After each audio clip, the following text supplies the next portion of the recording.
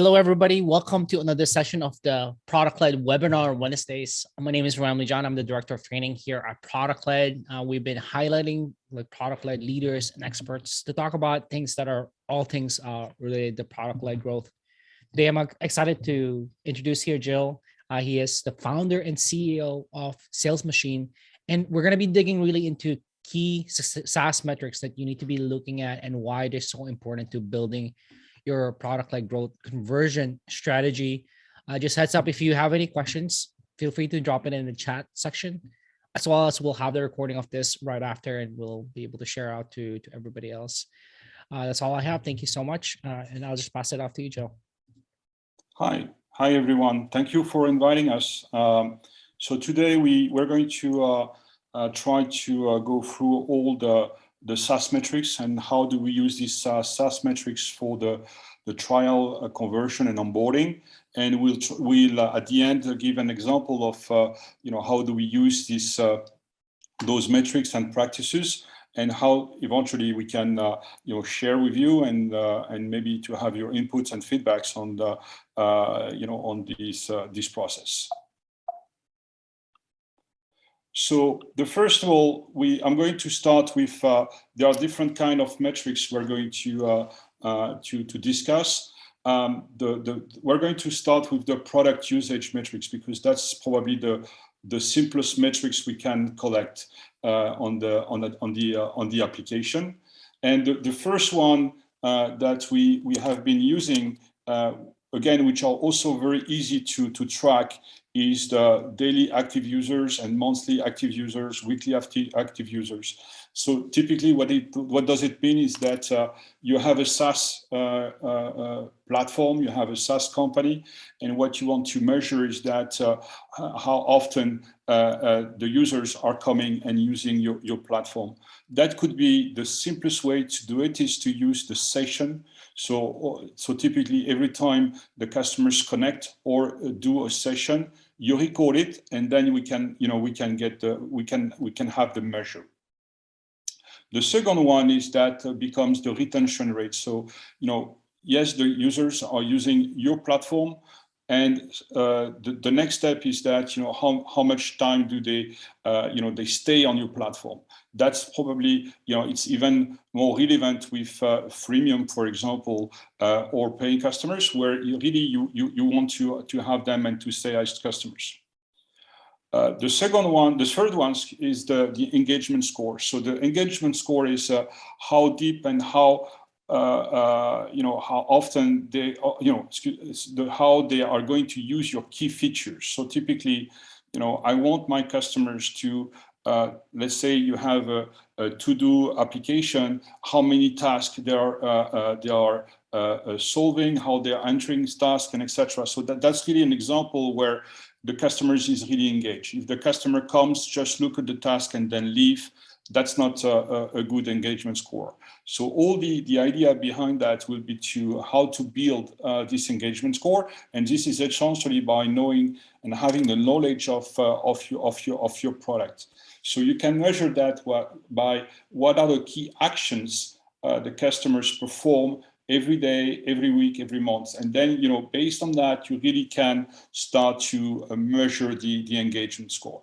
The adoption is another metrics where it's much more about features and how deep inside the features they are going. So typically you have yes, they are using the to-do, but how many tasks they are creating and how eventually leaving comments, sharing the task with others, and etc. So it's really the depth of the usage which is important here. And the last one that we track and we think is very important is the time to value. We will talk about what we call the aha moments, but when you release a new features or when you release a new product, you really want to understand how long does it take for the customers to get the full value. So you can put some points or breakpoints inside the product, so to define where is the point where the customers has understood and now he sees the value.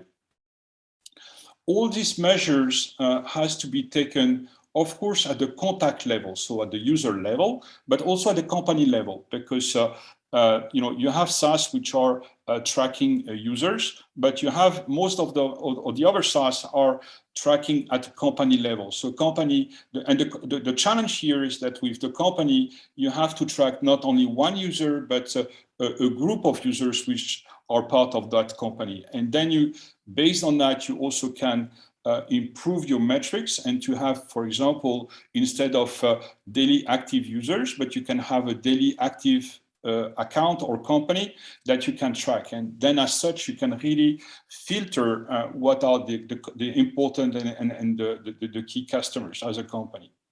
The second point, which is also fundamental, is that in using the usage metrics is to be able to segment your user base. Segment your user base, and that could be done in different fields. That could be, eventually by country, by region, but it also could be by kind of type of product that they use within within your product. What are the modules in sense that they are using, or there are plenty and various ways of segmenting your customers that you can use. But it's very important to being able to select and segment the customers.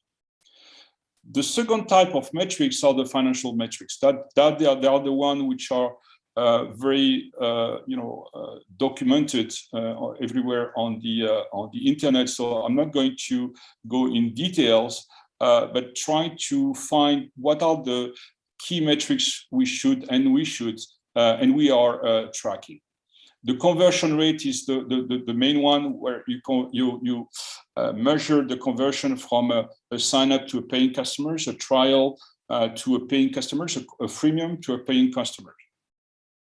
MRR and ARR, I think here no need to explain, I guess, the meaning. I just want to say that ARR is also should be mainly used for annual revenue, so annual contract and not monthly contract. We're seeing too many companies reporting ARR actually when actually they have monthly subscriptions, and that's not the right definition. The ARR is about a yearly contract. Now on the revenues, we also can measure upsell, downsell, all these metrics. They are very, very important. Nevertheless, if you want to have and to really focus on the key metrics, the net MRR is probably the best way to measure the value of your business, because you see exactly how your revenues is evolving. I like very much the ARPA, average revenue per accounts, and average revenue per user. Again, because that helps to two things: measure the growth of your it's ARPA, so the expansion, and the ARPU as well, if you have a different kind of product and the customers are moving from one product to not product, but from one plan to a higher plan. LTV and CAC and LTV actually I'm not going to say that, to make any comment on the importance of them. What I really like in general is to calculate the ratio between CAC and LTV to see how profitable is the business, and that's so how efficient is the business, and how efficient are the measure that we're putting in place. And last, the churn rate, and that's the one we would like to get the lowest as possible, but unfortunately it's not always the case, and we have to keep track of it. The third metrics is less common, and that's something we are really pushing very much, is that typically when you have a customer, within the life cycle of a customers on the SaaS platform, you have different stages. The first stage will be the onboarding. The second is going to be the expansion, the adoption, the expansion, the renewals, and eventually the churn. So, and before that, you may have, while you have the onboarding, you can have a freemium onboarding, trial onboarding, and etc. So at every stage, you cannot have the same measures. So typically, when you do a calculation of adoption, you don't have the same kind of calculation of scores when you are in a freemium or a trial, or when you have a paying customers. The data are not the same, and you don't want to achieve the same, the same objective. So at every life cycle, we need to adapt the scores. We need to adapt the metrics, and that's the reason we think and I mentioned the segmentation earlier. The segmentation could be also and should be also done by the type of the life cycle.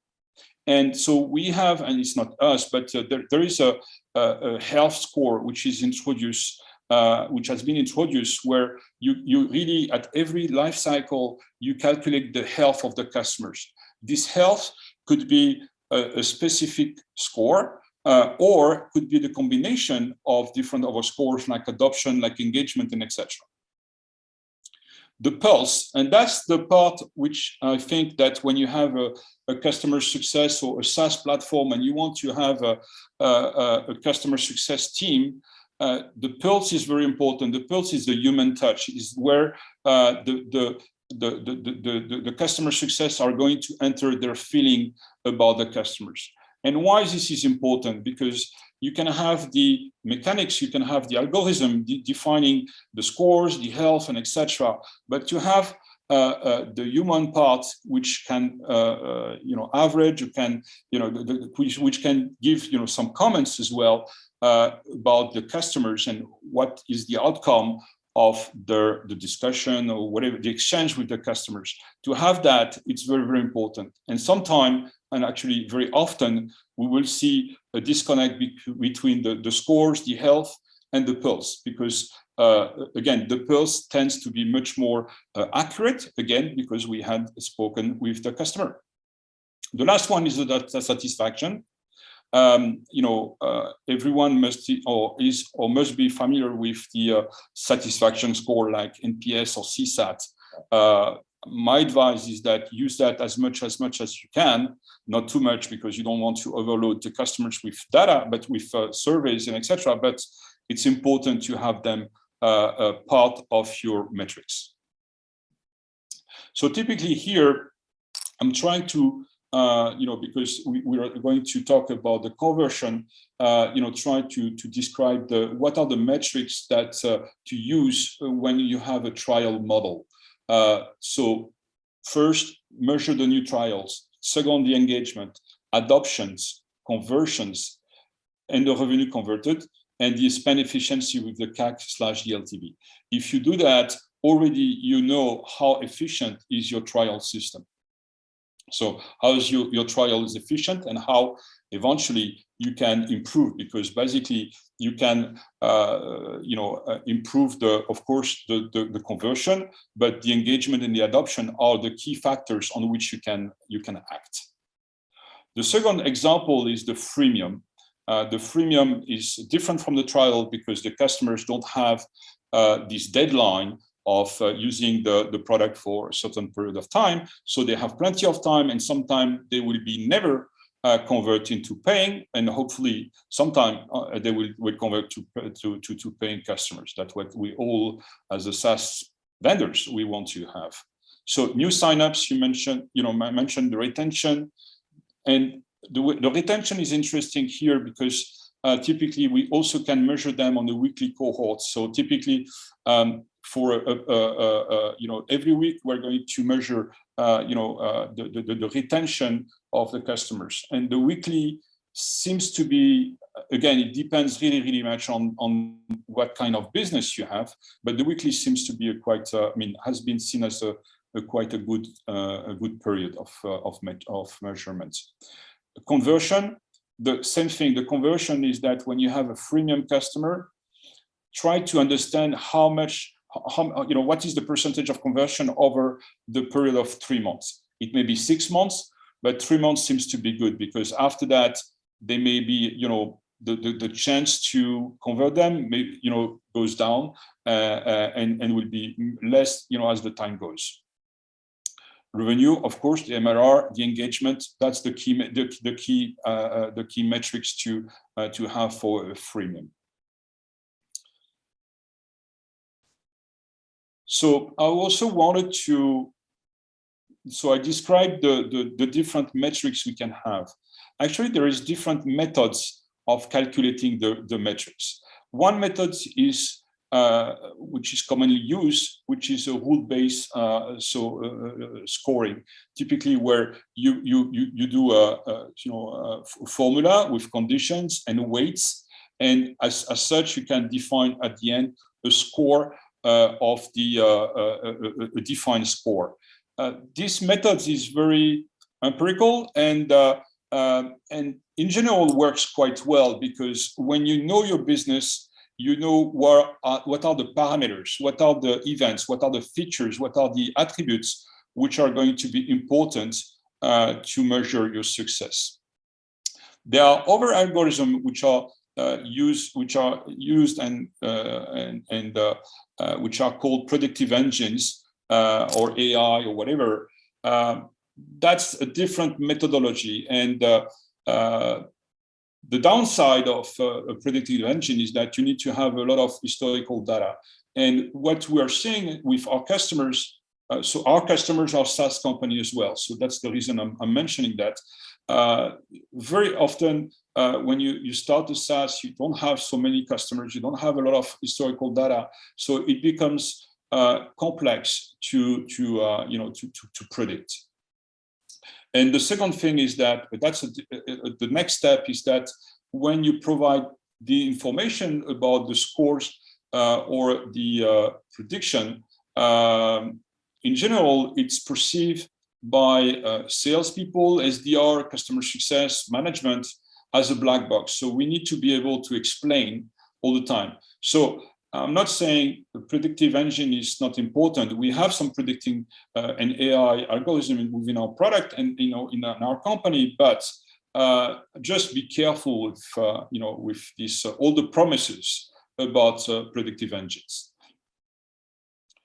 So the next part of the session here is to discuss the trial conversion. So how do we convert a sign up or a freemium to our customers?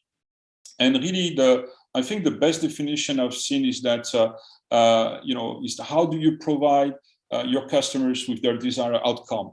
That's very important. So if you onboard them, if they sign up, and it's not about the haha moment necessarily, it's about how they can find what they're looking for. So, and it's not about the product, it's also the promises, because when you have a website, you describe your product, how well and how good, how everything is perfect on the website, and when you connect and when you start to use it, it's maybe the perception or the reality could be different.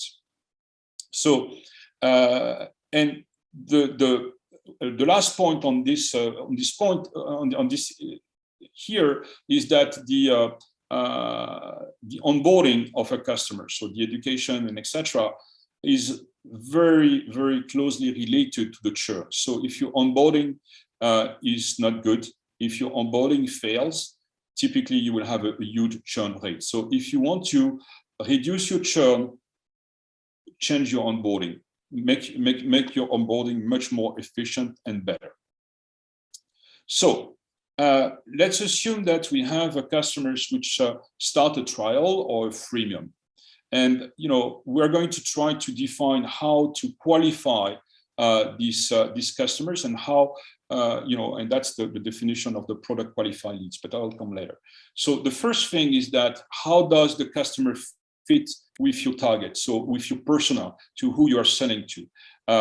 Typically, the firmography. So the company is in the right industry, the right size, the right employees, the right revenues. So you are not, if you're targeting SMBs and you have Coca-Cola coming from as a prospect, as a lead, signing up on your platform, it's maybe not the best fit. You will not say no because it's a big company and probably some major opportunity, but it's not in your scope. on the opposite, if you are selling to the enterprise and you have a customer which has just a blog, it's just don't waste your time. The geography, you are probably focusing on certain countries, certain cities sometime. So it's very important also to define what are the boundaries of your audience, your persona. And the demography, the age, the gender, the job. So typically, if the guy you are trying to target is a CTO and the connections is, as an example, if your CTO connects, if your target, is a CTO and the person who connects is in support or in other departments, that's not your target neither. Okay. Again, the customer fit complexity is that when you are targeting, when your business is about consumers or B2C or B2B2C, that's quite easy because you just have to look at the persona, collect information with Clearbit or LinkedIn or whatever, just collect the data. When you have your target are companies, you want to check all the different users which are connecting. So let's assume you are a collaborative application like Notion, for example, and the customers connect, and then they invite other users. You want to check all the users. And if by any chance a user invite a VP or a CTO or whatever the function, you say, oh, I have a C-level, and that's very important. So the capacity to not only check the end users, so the users, but also at the corporate level, the group of users which are using the platform is very, very important. The second thing is that, so first the product fit, second the product adoption. The product adoption, I mentioned that earlier, but is really, at the end is based on the on the user behavior. So how, what is their time to access the first key action, the time to the second key action. So typically sometime we would call that the aha moment. So when they reach the point where they see the value of the product. And very much the product adoption is correlated to education. So education is about, a guided tour. Customers connect to your application, sign up, and then, right away you guide them to, to the very important, how to connect data or how to see and to reach the point where they see the value. Educational emails, that's very common. And sometimes for high touch, what we call high touch, which are customers where you need to talk because your product is, have a specific persona or a specific audience or, maybe complex, then you want to make them a demo to basically have a direct touch with your customers. So typically, so for the PQL, so the product qualified lead definition, I pick few of the major player.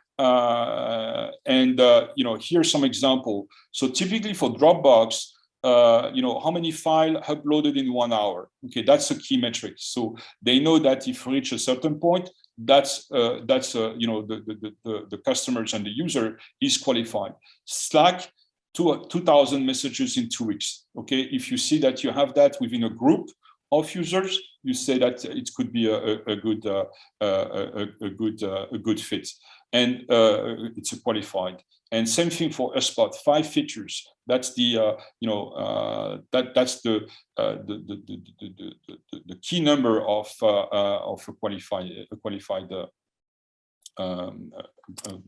qualified customers.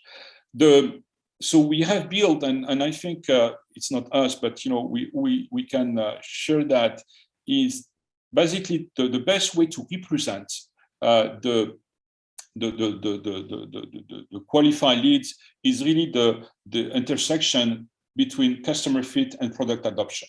So if the customers or the user has a high adoption and the high customer fit, that it's qualified, and then you can focus on those leads. Your SDR, your sales team, your customer success team, onboarding team, whatever you call them, they can focus and they can, try to convert them into paying, and you have a high probability to convert them. For the others, the one which are, a good fit, but with low adoption, basically what you need to do is to trigger automation and to basically to help them to move to a product adoption, to increase their adoption. And to increase their adoption, you have different ways. You have different kind of customers. The one which high touch I mentioned just a bit earlier, which are where you need to have a discussion. You need to have an engagement, a personal engagement with the customer through a demo or with helping them. Typically, the fact that they are sending email to support means also that they are using. So you can engage with them where they are posting tickets or a chat conversation with Intercom or something else. And then the high touch is used by the onboarding team, but you also can trigger some customer success playbooks where you need to your customer success or your onboarding team needs to help them, and will have the receipt to help them. The low touch customers, this is when your product is much more for a broader audience. Then what you can do, and what which is commonly done, is use email sequences, guided tour, and automated workflows with integration. Integration means that you can send, you can trigger MailChimp, you can trigger, any kind of application which will engage and make the customers, help the customers to use your product. Now, the point here now is to we tried to, I just described the metrics. I described how to define a product qualified lead or trial. Now we're trying to, I'm going to use our example. We went through that when I built this company a couple of years ago, we had a freemium, but it didn't work. It didn't work because we didn't do it right. Two things. The freemium was too wide and was jeopardizing our product, and we were not able to upsell. And we stopped it, and we developed the product. We increased the number of features, and we came back to this freemium model. And that's the reason I'm very fond of everything which is about product led. I really built Salesmachine to be product led, because I really wanted to from the day one. And actually my first SaaS company, I created that in '99, and one of the reasons I created that company was because I wanted to know what are my customers doing with my products. I was passionate, and we are all passionate about our product, and really the idea is that what do they do with our product, how they use it. Okay, and so back to the point here. So we created a freemium recently, a month ago. We had a trial before, and we moved to we still have the trial, but we added a freemium. So in order to add a freemium, we had to find something which was useful for the customers, not for us. I mean, for us, there's obviously some interest, but what could be used and what can be done for our customers to help them on a day-to-day basis. And so what we found is that one of the challenge of the SaaS company is to have their metrics set up very easily. And actually, so we had most of our customers were using, as I mentioned, trial before, but they had a time limit. And very often they were asking us, could you extend the trial? Didn't have the time, have to rush, and etc. So that was really a pain for them to connect the data, to build the right scores, the right dashboard, and etc. So that was a blocker. So the idea of the freemium here is to remove the barriers. So, and the barriers for us, but also for a lot of analytical product, is to connect the data and to feed the data into the system.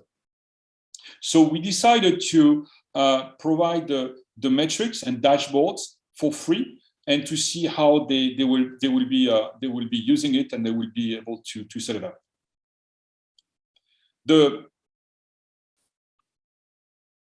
Okay.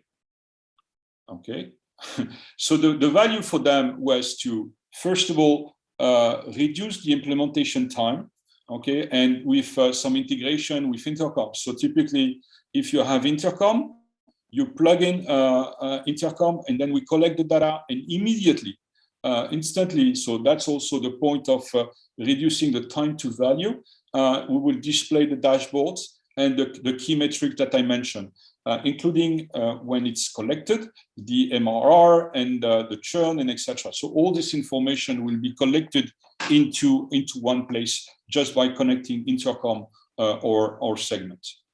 So as you know, as such, they can have the product-led, what we call the product-led metrics, and with pre-built dashboards that they can use right away and share for, you know, with all any people they want within their organization.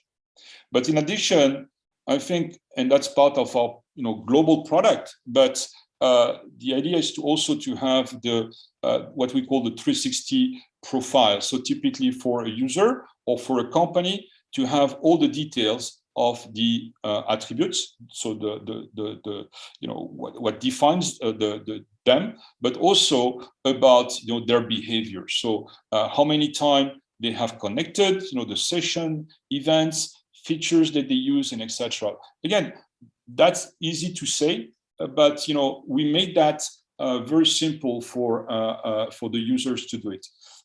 Again, to reconnect with the previous statement and the previous the metrics, we use all the metrics that I described that we think and hope are important you know, for available for anyone. So of course for ourselves, you know, there is a benefit, and the benefit is that that's easing, you know, that's make it much more easy for us to go to market, again, because it's free. And we within a month, we got 500 plus signups in the first month. So that's promising, and it's going up. So let's see how things goes. The adoption has been increased, and adoption is very interesting because you know, this is all our business, but by doing this, we are learning a lot. We are learning, you know, how because we have now, unless, you know, unlike before, we have much more users, so we are learning, you know, we are learning more. We are adapting the metrics. We are making the workflow more specific, better. Okay, and that's very, very important. So it's a work in progress. The revenues are, you know, because that's the question which has been asked, we cannot tell. It's too early. I mentioned that we may see some effect in the 1 to 3 months. We'll see. For now, it's you know, I cannot tell if it's success or not. You know, my gut feeling tells me that's going to be successful, but let's the numbers to prove it. That's the benefit of product qualified, of product led, is that there's no discussion. The metrics are the metrics, and you know, there is no way to change them. And the last point is that you know, keep your metrics simple.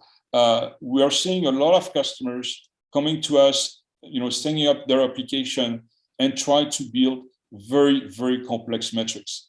And you know, frankly, sometimes it's useless. And keep your metrics simple and iterate every quarters, every 3 months. Just, you know, rework your metrics, make them better.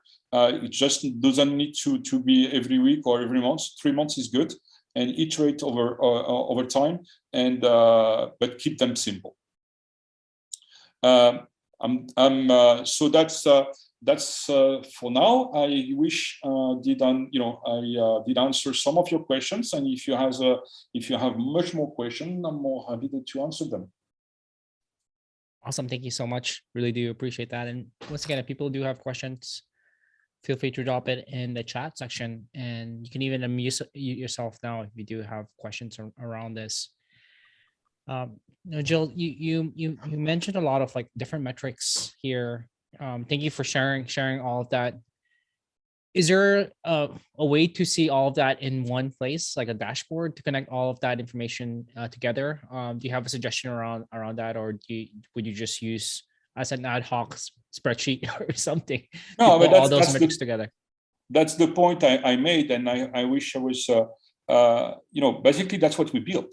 So we built that for our customers. So anyone with a SaaS platform, a SaaS product, can connect their data to Salesmachine, and as such can have all those metrics in one place. And this could be instantly. And that's the purpose of the Freemium that we just released a month ago.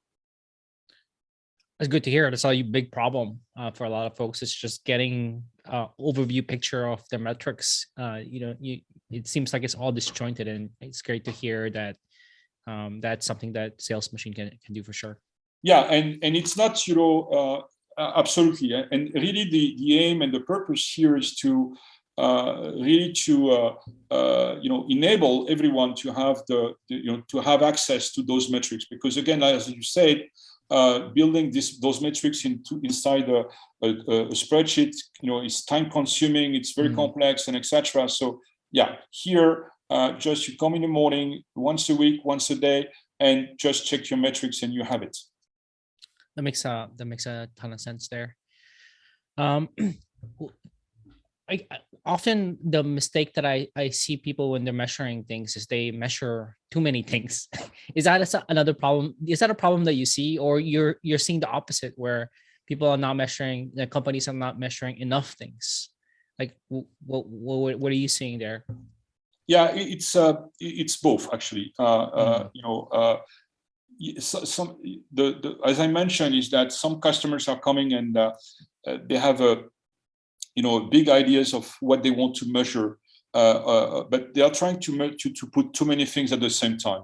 So basically, everything is about how to prioritize, your metrics, and start small and measure them one after the others, and make things simple instead of trying to do all the metrics. And that's the reason we try to find what are the key, and we're still trying to identify and to improve the key metrics, and the one which with at a glance, if you look at your dashboard, you can define if your business is in good health or not, or what is the evolution.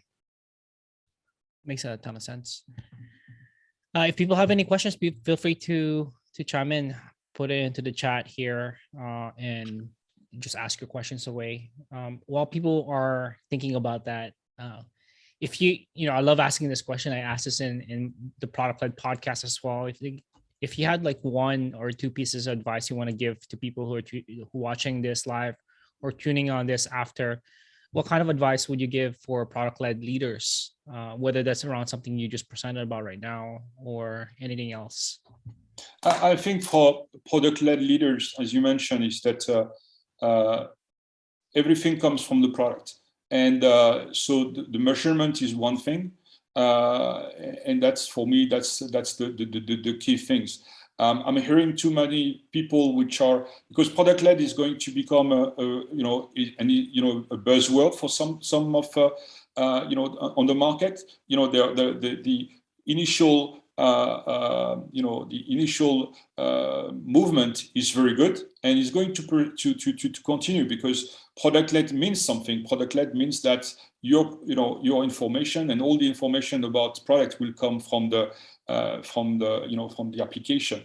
And I'm just going to give you an example. I've been on many boards, and always had this debate about what is the sales complaining about not having enough leads, okay, and marketing saying but we provided you all these marketing leads, so we have this MQL, okay, we provide you that, and then you are not capable of closing them. And the sales guys will say, yeah, but you have this student which downloaded this survey, these reports, and he's not going to be a customer, so it's not a good fit. And with product-led, so within the product, there is no discussion. You can really measure and identify who are the right customers. That makes sense. Thank you so much for that. I don't see any other questions here, and I just want to be mindful that thank you so much for your presentation. I really do appreciate it. We'll be sharing the recording of this right after, once it's uploaded to our system. Thanks so much for everybody who attended, for showing up, and for Jill. Thank you so much for this presentation. Really do appreciate it. It's very insightful. Thank you for your invitation. Awesome. Have a great evening, afternoon, morning, wherever you're at today. Thanks. And evening here. Thank you. Bye. All right. Thank you. Bye.